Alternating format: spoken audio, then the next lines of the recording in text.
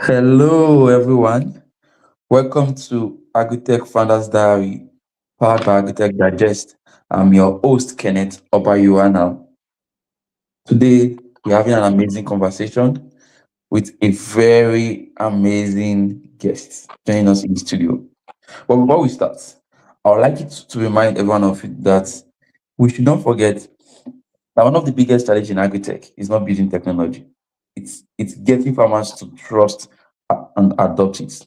Many innovations look promising on paper, but struggle once they reach the feed because trust has not been earned. Today's conversation is about that journey from skepticism to trust. We are joined by Toby Aziz, widely known as the last giddy farmer, who brings a grounded farmer's perspective, what it really takes for new technology to be accepted on the farm by the farmers. Before we get to this conversation, a quick note. This episode is supported by the AgricTech Investors Group, a private in, a private a private and a vetted community where agri-tech founders and investors have real conversations about market access, adoptions, fundings, and scale across Africa agricultural ecosystem. If you are building or investing in agri-tech and want deeper practical discussion like this, you are welcome to join us. If you are designing tools for farmers or trying to solve a, a specific problem in the agritech space beyond just farming or beyond pilot stage, this episode is for you. Once again, welcome. And thank you very much, Mr. Aziz, for joining me in the studio today. Thank you so much. Really appreciate the platform, and I'm trusting that it's going to be an interesting discussion today. Yes, I look forward to the conversation. So, without wasting time, let's go in. Um, Mr. Toby, would you prefer me to call you Toby or Aziz? My name is Toheeb, not Toby, but you can call Okay, me as sorry, I should call you what? you can call me Aziz, Okay, but my okay. name is Toheeb, not Toby. Tohib. Okay, sorry, Tohib Aziz. Yeah. Okay, Mr. Aziz, let's begin with your story. What first brought you into farming? How did your journey into farming started? Okay, so I officially started farming in 2019, where Mhm. I began crop production and a bit of livestock production as well. That's catfish. But the journey has been way back, since my childhood days, and I've been always curious about things, plants, animals, life, how they develop in real time. And I also got to reside with my grandmother. She also did agriculture and you know and agribusiness. So I've always had it in mind that I was going to do something, right? But what I saw with her and settings that she operated, and in the rural area, food insecurity, and also they were doing a lot with farming, but they couldn't get as much as they should be getting because of lack of a lot of production enhancing factors, right? And leading to low productivity. So I had it in mind since then that I was going to engage in farming to contribute to food security, make an impact, but not only in farming, but also help to extend information, input facilities, to the farming population, to the rural people that have agriculture as their major livelihood, right? To impact them positively. So that was how I got into the agriculture space. Done studying at the university, I just went in straight. Great. That's amazing. Okay, but what was your first experience with technology on the farm?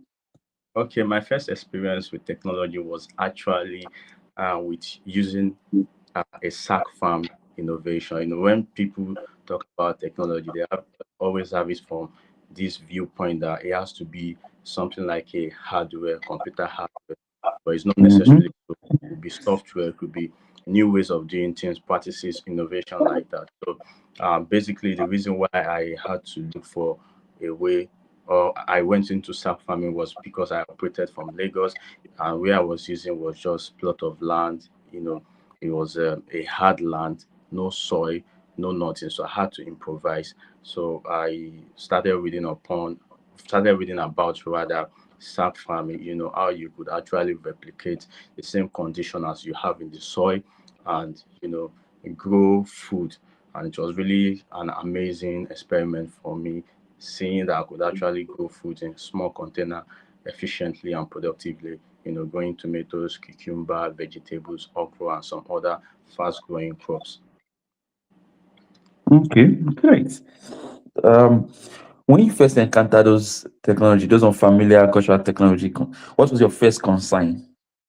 My first concern was that, I had never tried it before, so there was this sort of doubt. I wasn't sure whether it was going to work, so I had to read up on it, had to ask a lot of fellow farmers, about it. So I got my hands on it, but I didn't really get it very well at the first instance. So I we tried it again, we developed on it, taking new learnings and you know lessons, experiment and all that, and I was able to get it well with Great. innovation. I mean that's amazing. So it's good to see that farmers also read. I'm happy to hear that part of you when you talked about, oh, you have to go and read and learn about it. A lot of people just think farmers are, they are more like dog people, or they are people that are not learning, so to say. But I'm happy to hear that. So guys listening, we begin to think or see farmers differently from today, because we can see that farmers also learn, they read, right? But from your experience so far as a farmer, what are the most common reasons farmers remain skeptic when introduced to new technologies or digital solutions? Okay, the ways they remain. Yeah, yeah. Some of the common reasons the farmers remain skeptic. I think one of the common reasons is they remain skeptic is whether the solution that is being brought to them is going to work or not.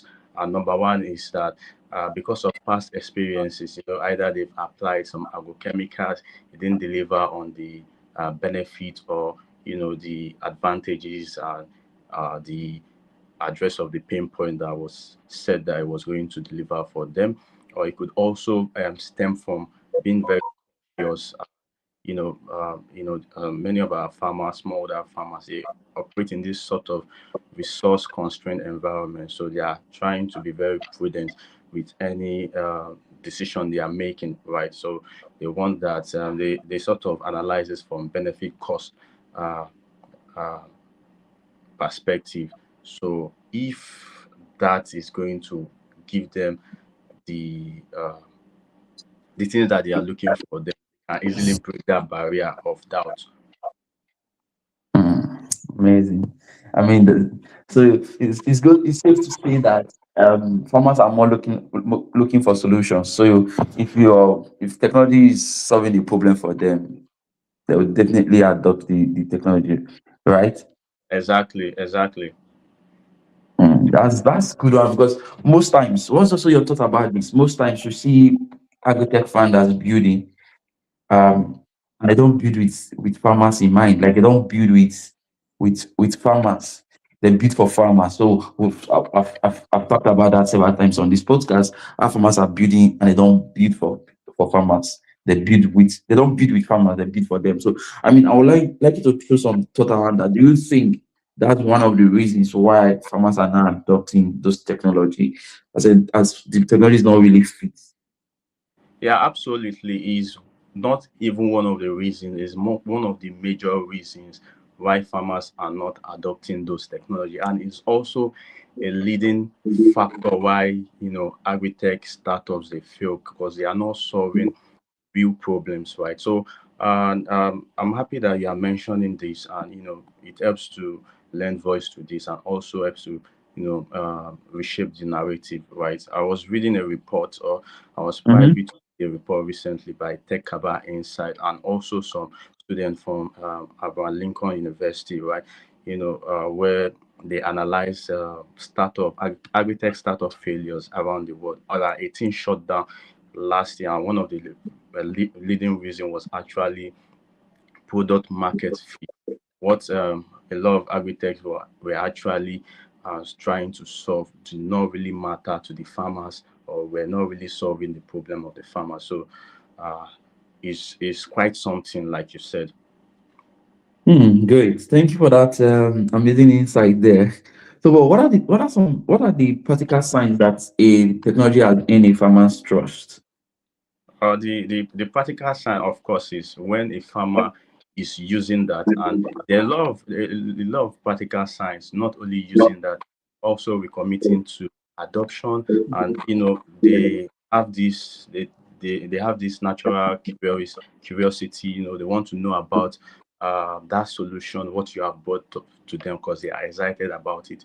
Is working, and not only that, they now become vehicle to convey that solutions to other farmers. Because since it's working for me and I want the best for my fellow farmers as well, then I'm, telling them. So thereby this service provider, they are earning, free publicity from a satisfied farmer. Great. That's amazing there too. Well, yeah, let me trip in this one too. Can you share an example where technology adoption worked particularly well, and what's made the difference? Okay, so I'm going to share this from personal lived experience, right? When Yes, I was yes, go going ahead. and and I was going in for the first time actually, and I didn't really know about the blight situation. Then it came up, right? So I had to rally to Twitter, which is X now, right? To Yes. fellow farmers, they were able to advise me on this is what to use, and that's one of the things that actually hid the success of technology, because agrochemical itself is technology, right?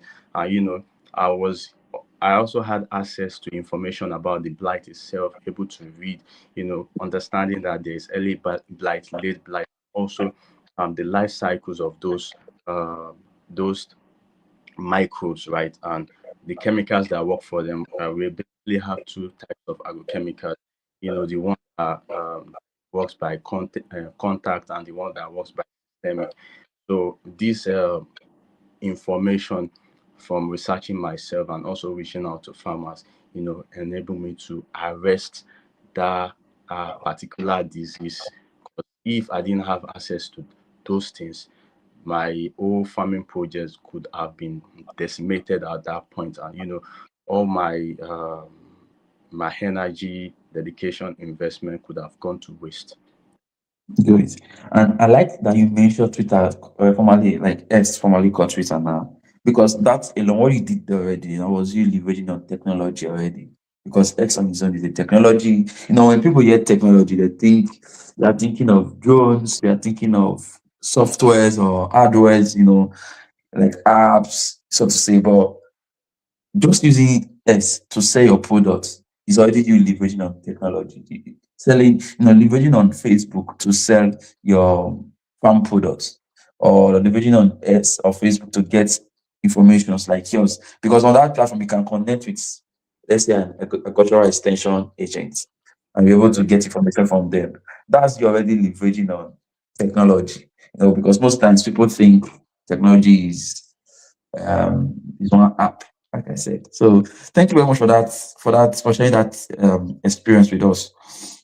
But moving on, what mistakes do do innovators often make when introducing new technology to farmers?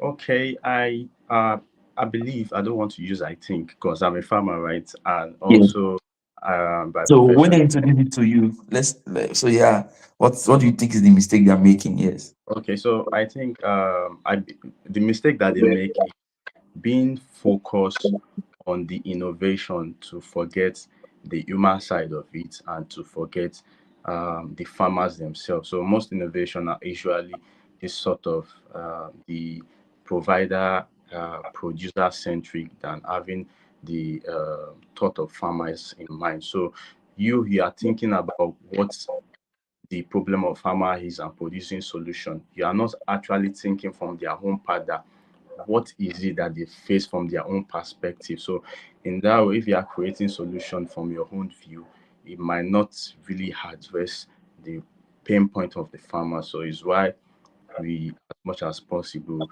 in ensuring an effective and sustainable solution that will call for co-creation with farmers, to hear their thoughts and enable their participation in the whole innovation development process. So it works that way. Great. Amazing. Amazing. Now, let me ask.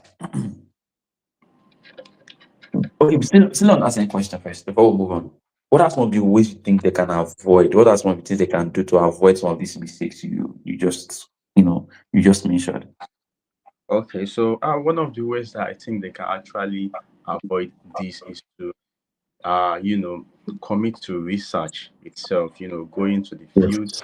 and going to the field, it also entails speaking to the farmers themselves. What are they facing? Learning from them. Also operating with cooperatives.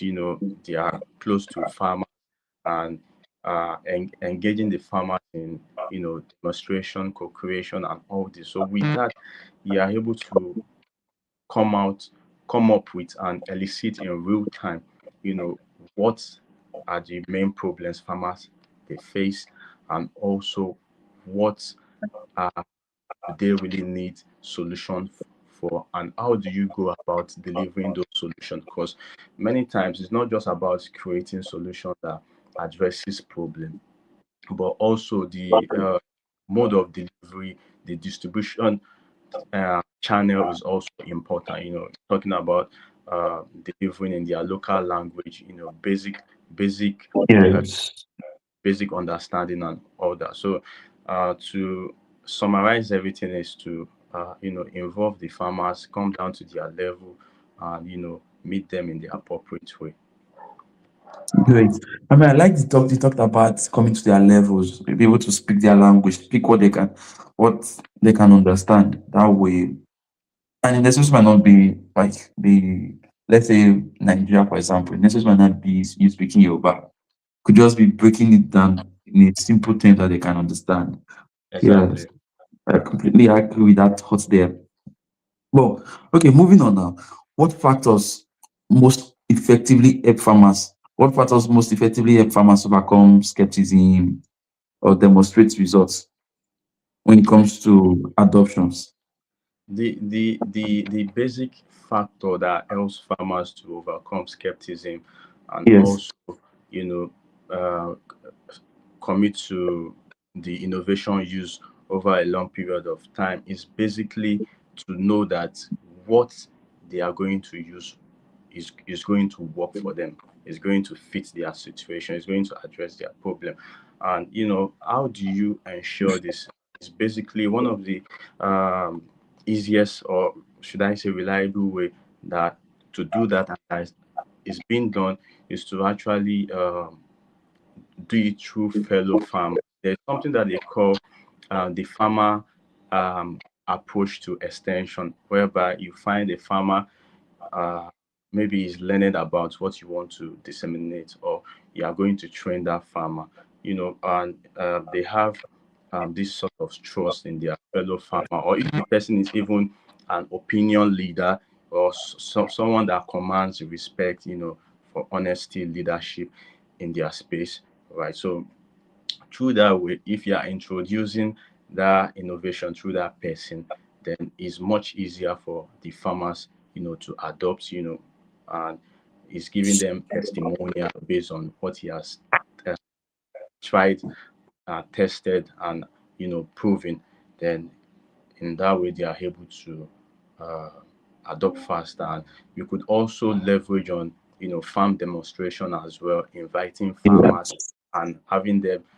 There's something that they call the farmer field school, where everything is about training the farmers themselves. It is experimental, not uh, classroom based. And the role that the extension agent is just playing there is basically as a facilitator, just directing one or two things, and also, you know, enlightening or clarifying on some complex issues, right? So that's basically it. Great. That's that's a good thought there, because most times, lately, most of the architect startup that I'm seeing or that I've worked with, they don't really do farm demonstration again. But in the past, most of these bigger companies that was coming up, we used to see in the past. I used to see a lot of farm demonstration. I'm happy you mentioned farm demonstration, because it's one of the real way to get to farmers, to introduce your product to farmers. Is you demonstrate it in the farm, and right there, that can convince them to buy into it, to adopt the technology. So yeah, I'm happy you mentioned that as well too. Okay, moving on now. What mindset do founders and product teams need to make if they truly want farmers to adopt or trust their solutions? Okay, so I'm going to continue from where I stopped. Yes. They have to move from the perspective of technology first to farmers first.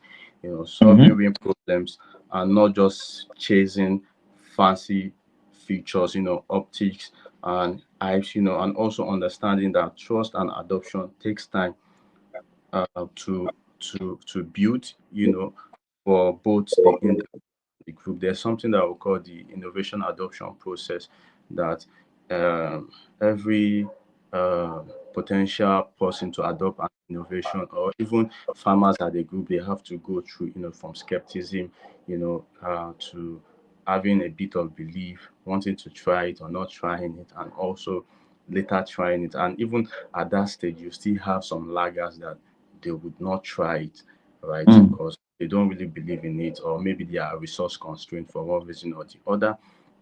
So Mm-hmm. Yes. it's not the work of the extension agent to berate them that upon all the education that we've given you, but to try to understand and work with them over time, to adopt the innovation, and also to avoid uh, uh, wanting to be perfect. It's good to accept that things can be good enough, right? Do your best, and you corroborate it with simplicity, and Mm-hmm. also stop assuming that everybody is digitally literate, right? We might say that the literacy, education literacy in the country is high, and we are having deeper network connectivity. People are now having smartphone and all that, but it's not necessarily that way. The use of phone and all the understanding of digital devices is the full. Your best bet is to actually go with simplicity and basic language, or meeting farmers, or delivering innovation to farmers in their local language. And also for you, you have to understand that as much as you care for risk reduction, you want to mitigate risks for farmers to be able to onboard them onto your platform, adopt the innovation. You have to also consider your return on investment. It's two ways, you know, without solving a real problem, you don't have anything, you don't have a tangible company. And also, if you are not making money, you are not, you won't be able to sustain your operation. And the last one is basically to embrace co-creations, understanding that farmers, they have knowledge. It might be indigenous knowledge, but it works, and they are experts in their own way. So leveraging indigenous knowledge and scientific knowledge could create a very effective and sustainable solution. Mm. That's really good. Thank you very much. Thank you very much. Okay, No, looking ahead, what changes in the broader ecosystem, like let's say policy, incentives, education, or community support, would make adoption easier for farmers? okay, so let's revisit what I was saying about why agritech startups, why they fail. And one of the leading reasons is actually due to operating expense, capital expenditure, and the cost of serving the farmers, and in a way that if the retailing or the service price is too high, farmers might not be able to adopt. So the first thing to actually look into is policy incentive, giving the right subsidy, tax break, not just Mhm. to any agri-tech, but agri-tech, proven agri-tech that are solving, you know, real problems. You make import of quality tools easier for them. You also establish credit schemes, tied to tech adoption. So if that is done, it can actually help to reduce the friction. And also we look at the training and digital literacy itself. We want to ensure that we conduct widespread program, via extension services, school cooperatives closer to the farmers, and also to ensure that it's cut across divides, impacting women, youth, and the vulnerable and the marginalized. And we want to look into the infrastructure itself, ensuring better rural internet, since bulk of our farmers are in the rural area community, and also ensure power is very important. Good access to make you know digital tools available, and also the vehicles that farmers, I mean the groups that farmers are in, you make them stronger, stronger farmer cooperatives, you know, and this way, if you have a stronger cooperative, farmers can pull resource together to be able to assess uh, a particular innovation that they might not be able to access individually. I give you an example: the cluster farming used to access tractor, mechanize, i- implement tools and all that, that an individual will not be able to access alone. And lastly, I would call for ecosystem collaboration, like I've mentioned before, co-creation. So it won't just be between the service provider or solution manufacturer and the farmer themselves, but it has to embody other stakeholders. So, like, the government, NGO, banks. So, what are we trying to do here? We are trying to spread the risks around such that farmers, when they engage in certain activities that is going to, and they need production enhancing inputs, like tractor, agrochemicals, and all that, right? So they are able to get credit to easily um, access those things. And also um, they have this sort of insurance as well. Should things go bad, who's going to pay the fees, and just to create a sort of soft landing that motivates farmers adoption, their willingness to continue to produce, contribute to food security, cheap food, and generate employment, spread opportunity that impact other sectors and the overall economy at large. Hmm. Thank you very much, Mr. Aziz. Thank you very much for these deep insights that you shared with us today. But finally, before we go, I want you to give us one advice for agritech founders who are building for farmers, and one advice based on our conversation today so far.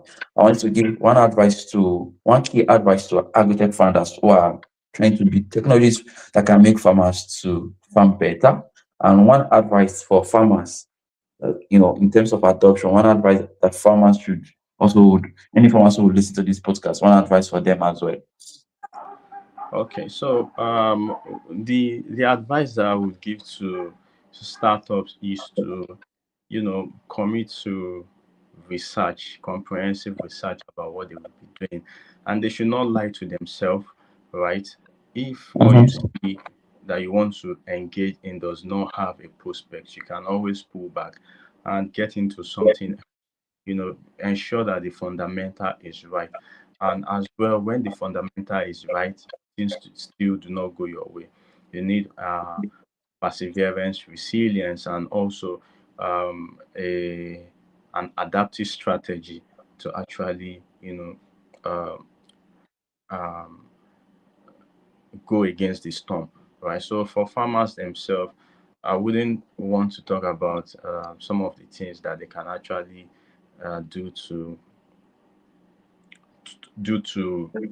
increase their right? Because we've talked about it a lot, but I just want to advise them themselves that farmers they see um, extension service uh, input coming from farmer from the public sector, government, and sometimes from private service provider as free as cheap, but they have to be ready to uh, part with some money to be able to get this innovation if you really know that you need it and it's going to impact you.